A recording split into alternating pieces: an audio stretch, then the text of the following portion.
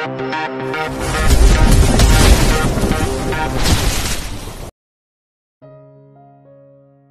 49-52. Air mata seorang istri. Apa kau sudah puas melihat dia menderita, Della? Ups, Diana, ucap seorang pria yang bersama dengan Diana, yang sejak tadi melihat ke arah Hendra yang tengah mabuk berat itu kini digotong keluar dari bar tersebut. Sudah lumayan puas, karena dia sudah hancur sama seperti hatiku beberapa tahun yang lalu. Jawab Diana dengan kilatan mata penuh kebencian. Dia sudah menderita, Della, sekarang lebih baik kita pergi dari negara ini secepatnya jika tidak suatu saat dia akan menangkapmu karena telah menipunya. Kau tenang saja, Kak, semuanya aman terkendali. Jika saat ini aku berada di hadapan mereka pun Hendra tak akan pernah mengenali aku. Andai saja jika hari itu kau tidak menghinaku secara fisik dan mental, maka mungkin saat ini kau masih hidup bahagia dengan istri yang selalu kau banggakan itu. Hah. Tapi sayang semakin tua ternyata otakmu semakin lemah dan tidak berfungsi dengan baik. Flashback. Seorang gadis lugu dan cupu sedang memandang pria tampan dan rupawan di balik kaca mata tebalnya. Dialah Della Jelita. Tak seperti namanya yang cantik, dia terlihat begitu culun dekil dan tak menarik sama sekali. Di universitas itu Della dengan penuh semangat dan percaya diri yang tinggi menghampiri Hendra yang sedang asyik mengobrol bersama teman-temannya. Halo Kak Hendra, sapa Della dengan ramah, membuat Hendra dan teman-temannya menatap ke arah gadis culun itu. Ada apa? Tanya Hendra dengan raut wajah biasa saja. Kak, aku ingin bicara denganmu, ucap Della sambil membenarkan kacamata tebalnya, karena menahan rasa gugup yang kini mulai datang. Katakan saja apa yang ingin kau bicarakan karena sebentar lagi ada kelas, jawab Hendra dengan nada dinginnya. Karena sesungguhnya ia tak ingin jika Mila melihat dirinya bersama dengan gadis lain, karena Hendra menjaga hati dan perasaan tunangannya saat ini. Hendra tidak ingin Mila salah paham padanya karena hal ini. Kak Hendra, aku sangat mencintaimu. Maukah kau menjadi kekasihku? Pekik Della dengan penuh semangat menyatakan cintanya pada Hendra di hadapan semua orang. Karena mendengar teriakan Della kini semua para mahasiswa yang berada di tempat itu pun melihat ke arah mereka, membuat Hendra tidak nyaman dan merasa sangat malu karena ulah Della. Kak, aku sangat mencintaimu dan cukup. Aku tidak ingin mendengar apapun lagi dari mulutmu itu, ucap Hendra dengan raut wajah penuh amarah. Apa kau sudah tidak waras? Lihatlah dirimu di cermin, apa kau pantas denganku? Wanita dekil dan cupu sepertimu tidak cocok berada di sampingku, ucap Hendra dan mendorong tubuh Della hingga terjatuh ke tanah. Kini suara tawa teman-teman Hendra pun terdengar dengan jelas di telinga Della. Kata-kata mengejek dan berbagai cemoohan itu pun membuat Della mengepalkan tangannya dan berjanji akan membalaskan rasa sakit hatinya suatu hari nanti. Beberapa tahun kemudian, gadis culun lugu dan dekil itu pun kini berubah menjadi gadis cantik dan mempesona. Karena setelah hari itu Della belajar berhias dan merawat dirinya dengan maksimal agar dia bisa membalaskan dendam dan rasa sakit hatinya pada Hendra.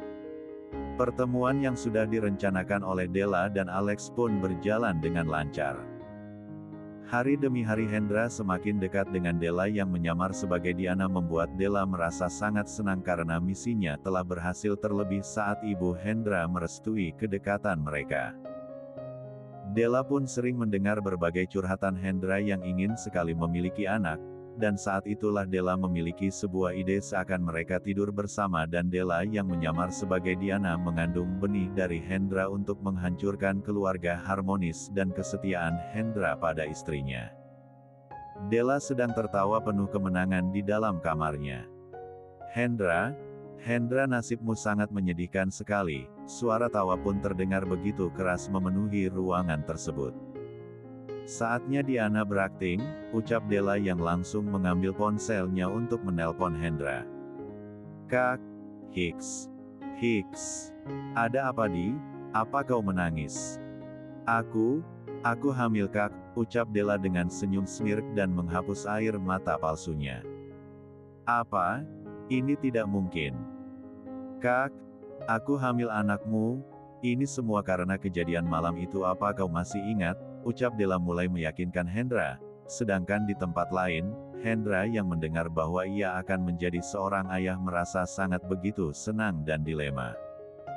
Senang karena keinginannya terkabul dan dilema karena bukan istrinya Mila yang sedang mengandung keturunannya melainkan wanita lain. Kak, apa kau masih di sana? Tanya Della dengan wajah penuh kemenangan. Kini ia berhasil menjebak Hendra dengan tipu muslihatnya untuk membuat Hendra agar berpisah dari istrinya. Ini baru permulaanku Hendra. Hari demi hari pun berlalu begitu cepat. Hendra semakin lengket dengan Diana. Dengan menggunakan teknologi membuat kehamilan palsu Della menjadi seperti nyata adanya. Sayang, sekarang bayi kita sudah memasuki 24 minggu. Kapan kau akan menikahi aku?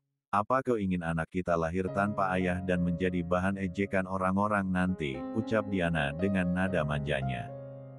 Tidak sayang, aku akan segera menikahimu secepatnya. Diana pun langsung berdiri dan mulai dengan aktingnya. Sampai kapan aku sudah lelah mendengar semua ocehan dan omong kosongmu selama ini. Jika kau tidak ingin aku dan anak kita hidup bersama denganmu maka aku akan pergi saja, ancam Diana. Jangan. Baik, besok kita akan menikah. Jangan pernah jauh dariku apalagi membawa anak kita. Hendra pun memeluk tubuh Della dengan erat, membuat Della semakin senang karena misinya berhasil. Della pun mulai menggoda Hendra untuk membangkitkan hasrat pria itu, namun akhirnya dia meninggalkan Hendra yang sudah terbakar gairah. Itulah yang selalu Della lakukan, namun ia melarang keras Hendra untuk menyentuh istrinya dengan berbagai ancaman. Hari itu pun tiba setelah Hendra pulang dari rumah istrinya. Ia berbohong untuk perjalanan bisnis, namun nyatanya Hendra pergi untuk menikah di Bali bersama dengan Diana, suatu rencana yang sudah Della rencanakan dengan sang kakak. Pernikahan palsu, istri palsu dan anak palsu, gumam Della dengan tawa yang menggelegar. Saatnya membuat keretakan pada hubungan yang selalu dibanggakan Hendra dulu. Setelah Mila mengetahui kebenaran perselingkuhan suaminya, Diana pun memaksa Hendra untuk tinggal bersama dengan Mila dengan alasan ingin dekat dengan istri pertama suaminya. Namun yang Diana lakukan adalah menjebak Mila yang seakan-akan tak suka padanya dan mencoba mencelakainya dan bayinya. Mas, tolong, perutku sakit sekali. Mila sudah mendorongku tadi, ucap Diana yang berpura-pura kesakitan. Dengan cepat ia pun menyobek kantong darah yang sudah ia siapkan sebelumnya agar aktingnya terlihat begitu meyakinkan. Flashback end. Della, kenapa kau diam saja? Tanya Alex pada adiknya dan menyadarkan Della dari bayangan masa lalunya. Cek. Mengganggu saja, ucap Della yang langsung pergi meninggalkan Alex begitu saja.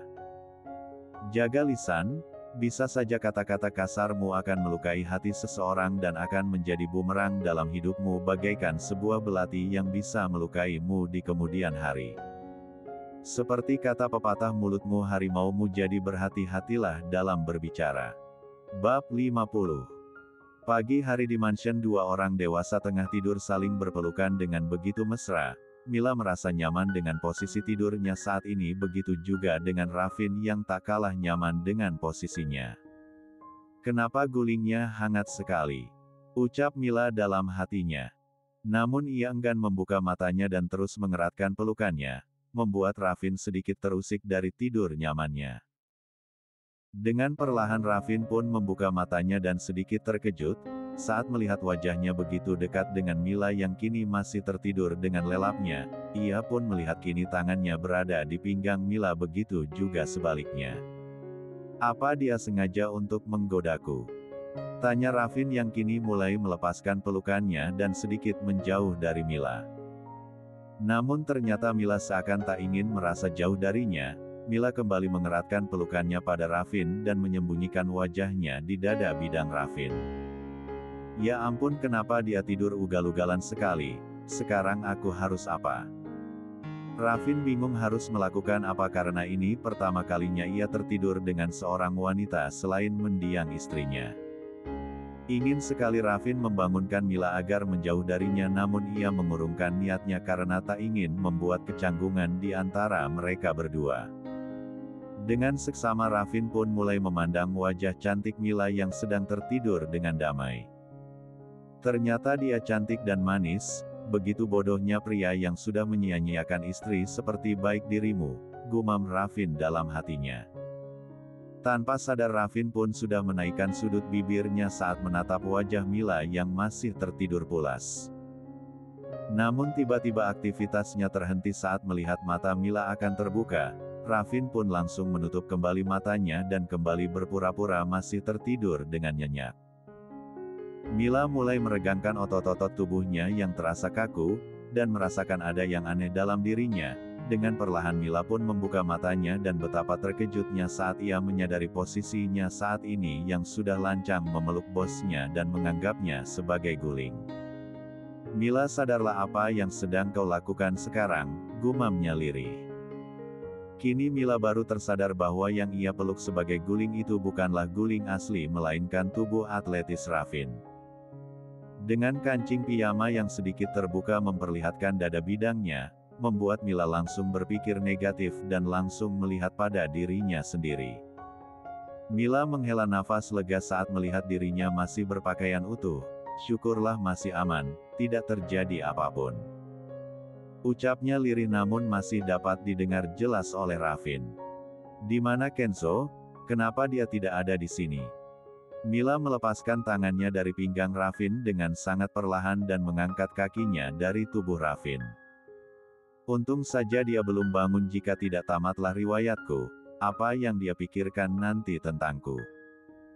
Dengan perlahan Mila pun segera turun dari tempat tidur. Namun Raffin ingin sedikit menggoda Mila saat ini dengan merangkul pinggang Mila, membawa kembali pada pelukannya dan menganggapnya sebagai guling. "Aku ingin coba menggodanya, ingin lihat bagaimana reaksinya saat ini. Apa yang pria ini lakukan?" Mila mulai mencoba kembali untuk melepaskan dirinya dari pelukan Raffin secara perlahan agar tidak mengganggu tidurnya. "Momi, Momi!" seru Kenzo yang berteriak memanggil Mila dari luar kamar. Dengan cepat Mila pun melepaskan tangan Raffin di pinggangnya dengan asal. Kini ia merasa seperti maling yang sedang tertangkap basah saat sedang melakukan aksinya.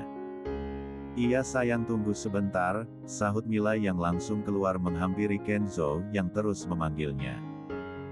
"Kini aku sangat begitu yakin bahwa kasih sayangmu pada putraku sangat begitu tulus." "Mila." Raffin melihat Mila langsung pergi menghampiri Kenzo dengan cepat, dan tak memperdulikan apapun lagi.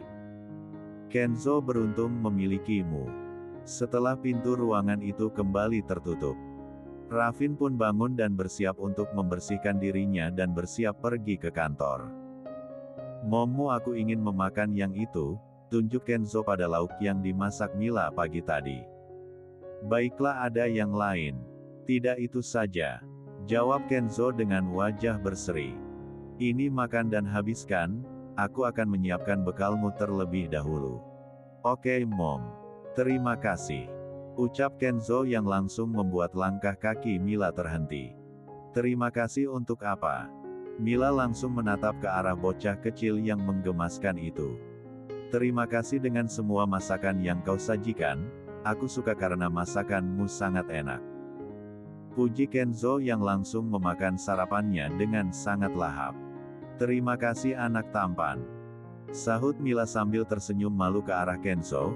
Karena ini baru pertama kalinya Mila merasakan bagaimana rasanya dipuji seorang anak kecil. "Apa begini rasanya saat menjadi seorang ibu? Aku sangat merasa bahagia dan terharu saat bersamaan. Andaikan saja aku tahu bahwa hari itu aku sedang mengandung, mungkin saat ini aku sudah merasakan bagaimana rasanya menjadi wanita sempurna." Tanpa Mila sadari air matanya pun lolos begitu saja di pipinya. "Kenzo, benar Mila, masakanmu sangat enak," sahut Nyonya Renata yang menyadarkan Mila dari lamunannya. "Ah, itu sangat berlebihan Nyonya." Mila langsung menghapus air matanya dan kembali melakukan pekerjaannya. "Momi, apa kau menangis?" tanya Kenzo yang langsung menyelisik wajah Mila. Tidak, tadi ada debu yang masuk ke mataku. Ini sudah selesai, jawab Mila yang langsung memberikan kotak bekal pada Kenzo.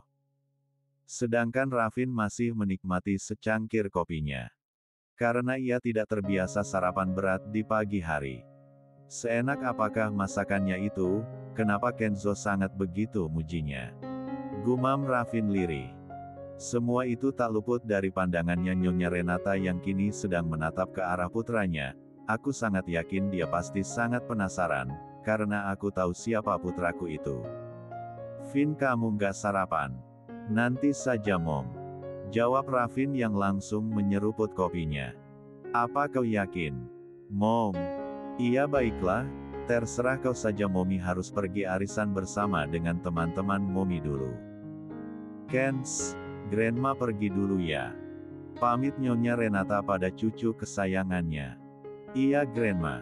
Anak tampan, ayo kita juga harus pergi sekarang, ucap Mila yang kini membawa tas Kenzo.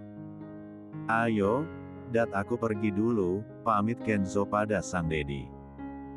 Iya, hari ini Dad tidak bisa mengantarmu karena sedang menunggu Juna, ada pekerjaan yang harus segera kami selesaikan, jawab Rafin sambil melirik ke arah jam yang ada di pergelangan tangannya. Tidak masalah, Momi bisa melakukan segalanya, sahut Kenzo dengan wajah polosnya. Ayo, ajak Mila yang langsung menuntun Kenzo keluar mansion.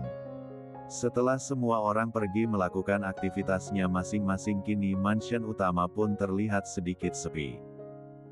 Karena tak ada celotehan Kenzo yang selalu menghangatkan suasana sepi di mansion itu, karena setelah kedatangan Mila yang membuat perubahan positif bagi Kenzo dan membuat Kenzo terlihat lebih ceria saat ini. Ravindra melihat ke kanan dan ke kiri, sepertinya sudah aman.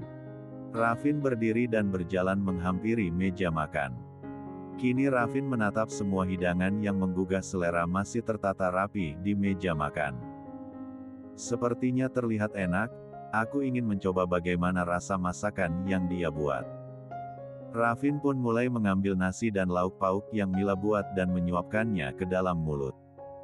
Lumayan. Ja pun mulai memakan makanannya dengan sangat lahap. Sepertinya enak sekali, ucap seseorang mengejutkan Rafin, dan membuatnya tersedak makanan yang sedang ia makan. Bab 51. Rafin langsung meminum air yang berada di hadapan sampai habis. Kau, geram Rafin pada asisten pribadinya yang datang secara tiba-tiba mengejutkan dirinya. Maaf Tuan, saya tidak bermaksud mengejutkan Anda. Juna yang sedikit membungkukkan badannya di hadapan Rafin. Namun Rafin tak memperdulikan ucapan asisten pribadinya, Pak Lim. Pak Lim. Saya Tuan Muda. Seru Pak Lim yang langsung datang menghampiri majikannya. Tolong bungkus ini semua, aku akan membawanya ke kantor untuk makan siang nanti.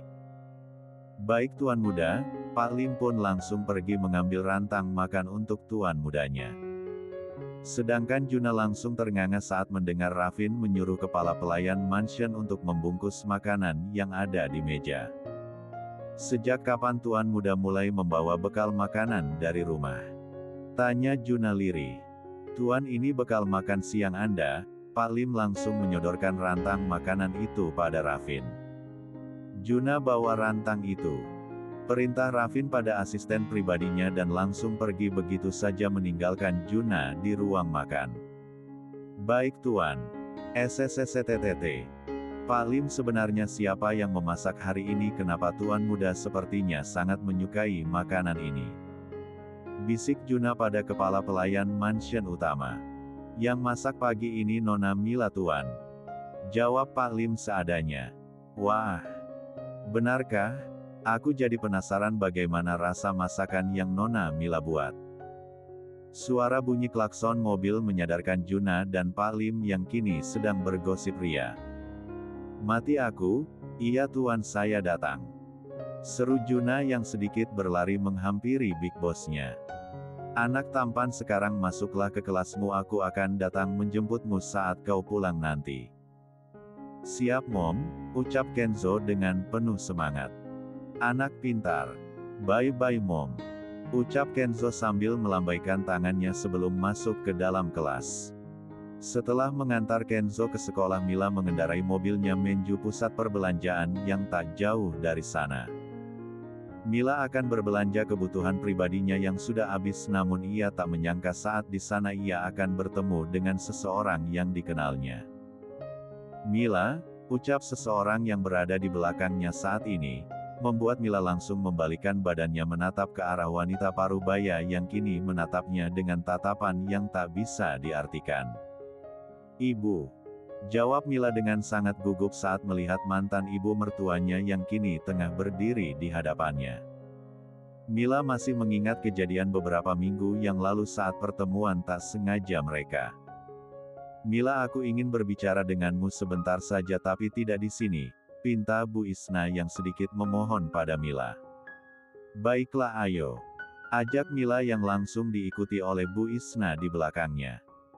Mila mengajak mantan ibu mertuanya ke sebuah kafe yang tak jauh dari sana. Mila berpikir itu adalah tempat yang cocok untuk mereka berbicara dengan tenang, namun sejak tadi tak ada yang mau memulai percakapan di antara mereka berdua. "Ibu ingin bicara apa?" tanya Mila membuka suaranya dengan ramah dan sopan pada mantan ibu mertuanya yang kini hanya duduk diam tak mengatakan apapun. Bu Isna pun kini menatap ke arah wanita yang pernah menjadi menantu dalam keluarganya, wanita yang selalu baik dan tak pernah melawan kata-kata kasar yang selalu ia lontarkan pada Mila. "Mila, maafkan ibu," kata Bu Isna dengan raut wajah sedih penuh penyesalan itu kini menatap ke arah Mila dan menggenggam tangan Mila dengan sangat erat. "Maaf untuk apa, Bu?" tanya Mila masih dengan nada ramahnya. "Ibu sudah tahu semuanya, Mila. Ibu sangat menyesal sudah selalu berbuat jahat padamu. Kau boleh menghukum ibu asalkan ibu mendapatkan maaf darimu," jawab Bu Isna dengan air mata penuh penyesalan yang teramat dalam. "Sudahlah Bu, semuanya sudah berakhir. Mila juga udah maafin ibu, lagi pula ibu tidak salah dalam hal ini. Karena semuanya sudah menjadi takdir yang sudah digariskan oleh Allah untuk kita. Sekarang kita ambil hikmahnya saja dari semua yang sudah terjadi di dalam hidup kita," jawab Mila dengan bijak. "Aku memang sangat bodoh sudah membuang menantu sepertimu, Hendra. Maafkan ibu karena ibu begitu egois yang terus memaksamu untuk meninggalkan istri sebaik dan sebijak Mila. Walau apapun yang sudah dilakukan ibu padanya, dia masih mau memaafkan kesalahan ibu dengan mudahnya. Terima kasih Mila, karena kamu sudah mau memaafkan kesalahan ibu, jadi kembalilah pada Hendra, dia sangat membutuhkanmu saat ini." "Maaf Bu, Mila tidak bisa," sahut Mila yang langsung meremas tangannya sendiri di bawah meja tersebut. "Maaf, walaupun aku masih mencintainya, tapi aku tidak akan pernah kembali lagi pada Mas Hendra Bu, karena begitu dalam luka yang sudah ia torehkan padaku. Mila, ibu berjanji tidak akan ikut campur lagi dengan rumah tangga kalian setelah kalian rujuk nanti," ucap Bu Isna meyakinkan Mila. Sedangkan Mila yang mendengar penuturan Bu Isna hanya menghela nafas panjangnya. Andai saja dulu sebelum kejadian ini mungkin semuanya akan baik-baik saja, tapi sekarang. "Maafkan Mila Bu, tapi Mila tak bisa." Bu Isna menghela nafas panjangnya, ia merasa kecewa dengan keputusan yang sudah diambil Mila saat ini. Namun Bu Isna juga tak menyalahkan Mila atas kejadian ini karena semua yang terjadi memang salahnya karena terlalu ikut campur dalam urusan rumah tangga anaknya. "Baiklah, jika itu keputusanmu, ibu tidak akan memaksa.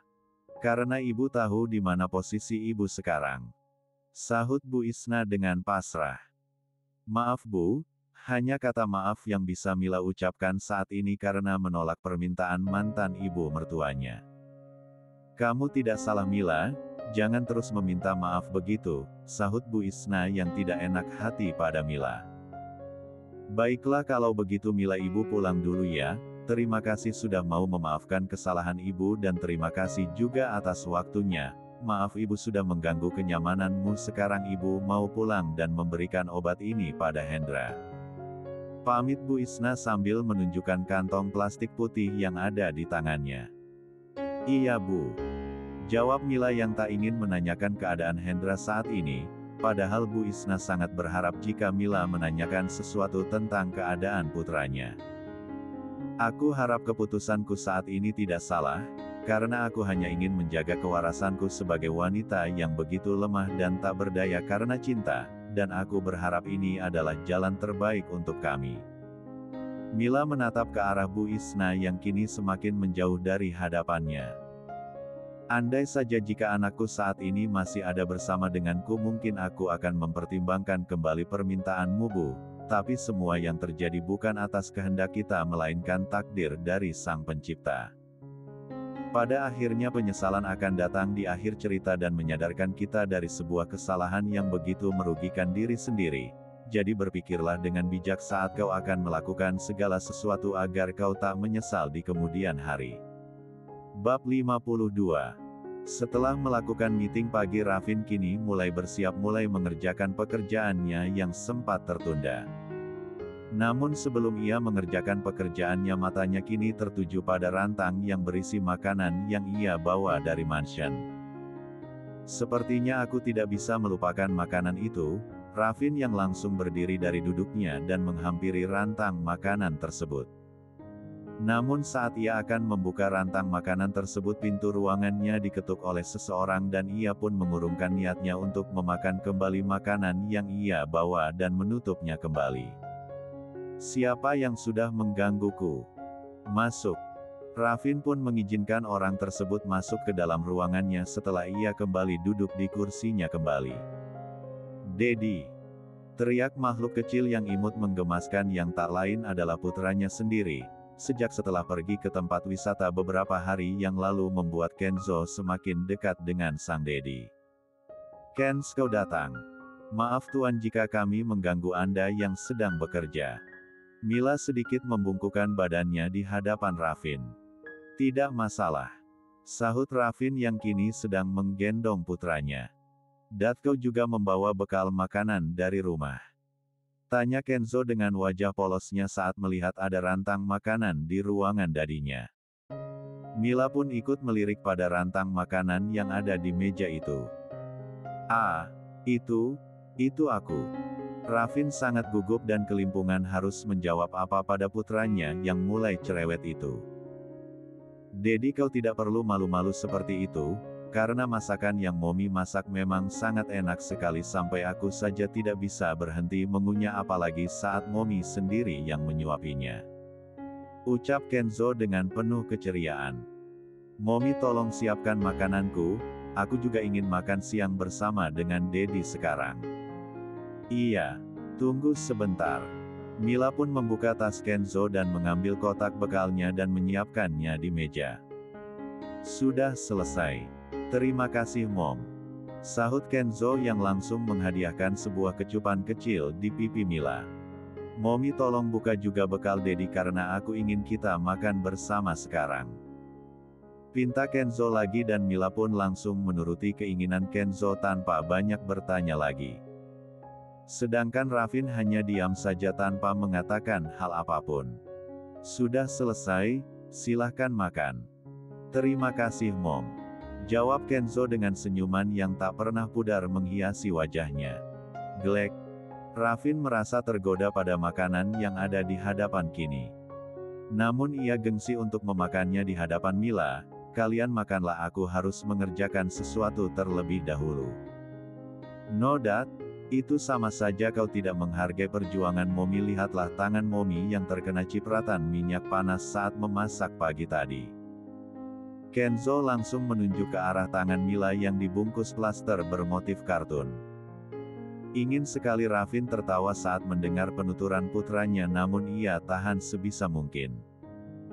Baiklah, jika kau memaksa aku akan memakannya. Jawab Raffin tanpa ekspresi. Momi, maukah kau menyuapi kami berdua? Pinta Kenzo dengan wajah memohonnya, membuat Mila dan Raffin merasa terkejut dibuatnya. Kenz, aku bisa makan sendiri, jadi kau saja yang disuapi, aku akan memakan makananku sendiri. Tolak Raffin dengan cepat. No Dad, kau akan tahu rasanya bagaimana jika memakan langsung dari tangan Momi.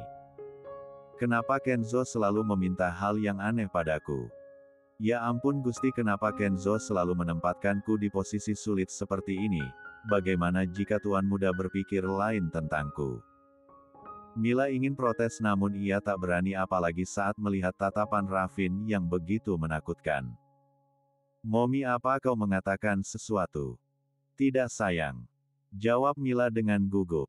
Para dua orang dewasa itu pun kini saling diam dengan pikirannya masing-masing. Mereka berdua sama-sama tidak bisa menolak keinginan Kenzo, tapi mereka berdua pun sama canggungnya dengan hal ini. Dan kini mereka berdua pun saling menatap satu sama lain. "Mom, Dad, kenapa kalian diam saja?" tanya Kenzo mengejutkan mereka berdua. "Iya baiklah, ayo suapi aku juga," sahut Raffin dengan terpaksa. "Yai asyik," seru Kenzo dengan wajah bahagianya. "Aku akan melakukan apapun demi melihat senyumanmu Kenz, dan aku rasa ini juga tidak buruk."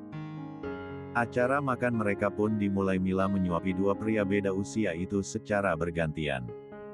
"Aku seperti memiliki dua bayi sekarang," Mila yang terkikik geli di dalam hatinya. Tidak seperti biasanya. Kenapa beberapa hari ini Kak Mila tidak bisa dihubungi ya? Semoga dia baik-baik saja. Mia kembali menyimpan ponselnya di saku celananya. "Sekarang aku harus bagaimana?" pikirkan sesuatu Mia. Sebaiknya aku datang saja ke rumah besar itu, sekalian aku juga ingin bertemu dengan bocah kecil yang menggemaskan itu dan memberikan buku ini padanya." Mia memegangi buku dongeng pengantar tidur untuk Kenzo. "Bocah kecil itu pasti sangat menyukainya," ucap Mia dengan penuh senyuman. Kini ia pun mengambil kunci motornya untuk datang ke mansion utama menemui sang kakak.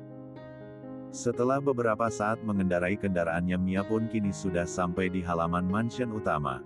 "Wow, ternyata rumah ini lebih luas dan besar dari yang aku bayangkan," seru Mia dengan tatapan penuh kekaguman. "Ini sih the real Sultan beneran asli, no kaleng-kaleng pokoknya."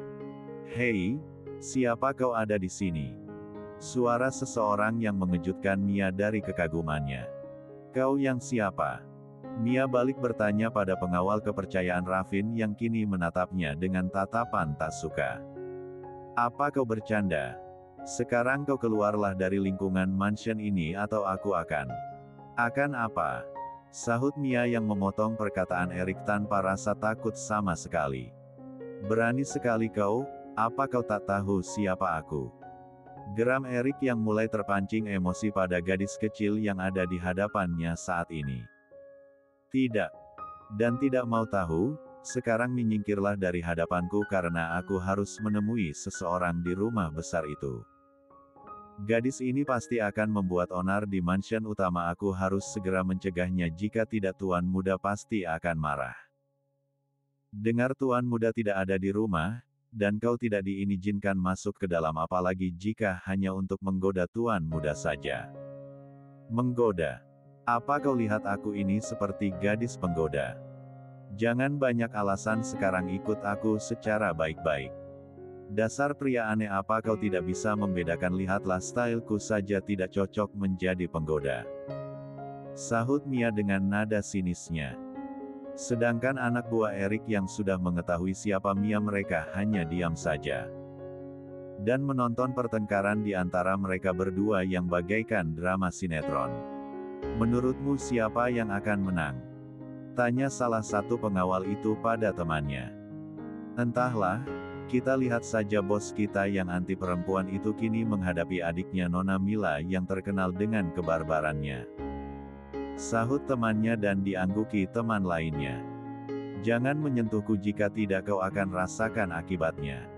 Mia menatap tajam ke arah Erik. Benarkah?